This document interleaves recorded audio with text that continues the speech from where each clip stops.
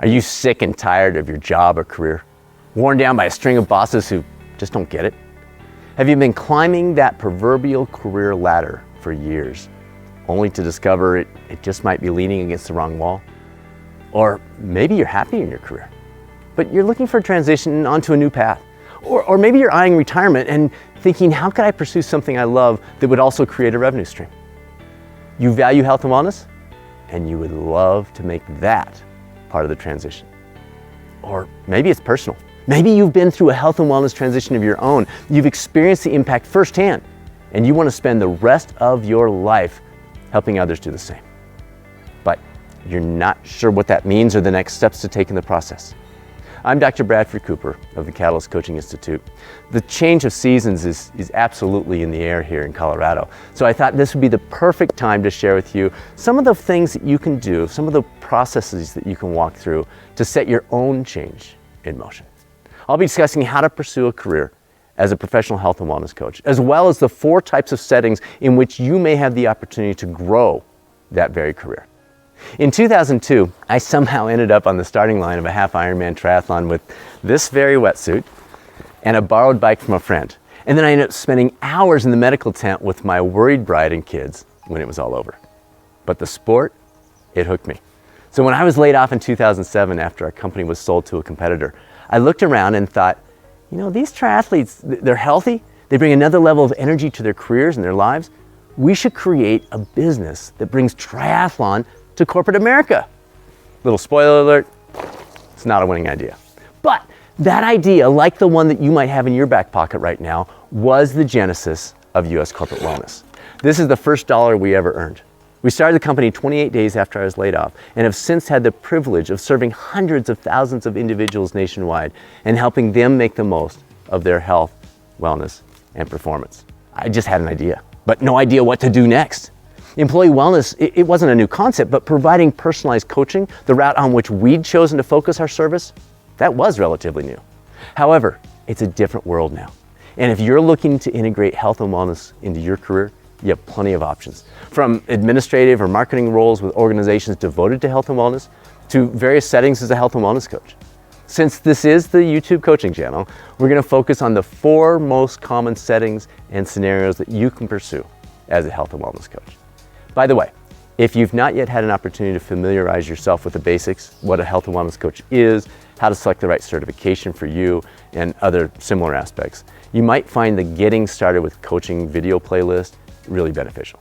We'll make a link to that in the description below so you can find it really easily. Now, back to the 4 primary settings for health and wellness coaches. By the way, I'll also give you a first step, kind of a what can I do first out of the gate that you can take for each of these 4. So number 1 is providing coaching as an employee team member for a health and wellness company. The need for qualified health and wellness coaches is growing every year. If you love coaching and you want to make this part of your career, but you're not interested in doing everything to build your own coaching business, well, this could be the perfect fit for you. The potential first step, pick out 5 health and wellness providers. Do your research on what makes each one of them unique and what their approach to coaching might be, and then move forward with the introduction process. Number 2, coordinating or managing an employee wellness program for a specific organization. You see, 80% of mid and large-sized companies already have a health and wellness program, and most of them are looking for ways to make it more personally meaningful, more impactful. So as a coach, you bring a unique perspective and outlook that very likely provides you with an exceptional background to fill that role. First step, get to know your benefits and or HR manager or executive. Find out what is currently happening and what they'd like to see improved. Then invest some time putting together a succinct, I'm talking 2 to 3 page SWOT analysis and a proposal about how you could help address those elements. If you're not familiar with the SWOT analysis, there are plenty of resources online to guide you. We also had a health and wellness coach by the name of Chris Hughes who walked us through the process in episode number 29 of the Catalyst Health Wellness Performance Coaching Podcast. We'll link to that in the description if you want to pull that up. Number 3 is integrating health and wellness coaching into your current career, PT, etc. Start with your current career and do some brainstorming about how health and wellness coaching could complement or enhance that career. Physical therapists, personal trainers, massage therapists, physicians, counselors, nurses, they've been doing this consistently over the past few years. But it's surprisingly applicable across a range of career choices far beyond these. So your first step, make it a game. Begin brainstorming all the possible ways in which you could combine health and wellness coaching with what you're doing now. Let your mind wander you're going to be surprised how many great ideas you come up with. Number 4 is to start your own independent health and wellness coaching business. Before you respond with, "Oh, I could never do that," think again. The great thing about this one is you don't have to go all in right out of the gate. You can stay in your current job, pay the bills with that while you start your coaching business on the side. Then, as you begin to garner traction, you can look at options to shift a little more hours or make the focus of your career pursuit more on the coaching. By the same token, if you're in a position where you can go all in, there are a multitude of opportunities on which you can build and organizations with whom you can partner in order to get started. First step, if this is you, good news. We put together a whole series of freely available videos here on the channel that will help you get a running start. We'll link to that as well in the description, so you don't have to search through the entire library of videos to find the ones you're looking for. Biggest piece of advice, be patient.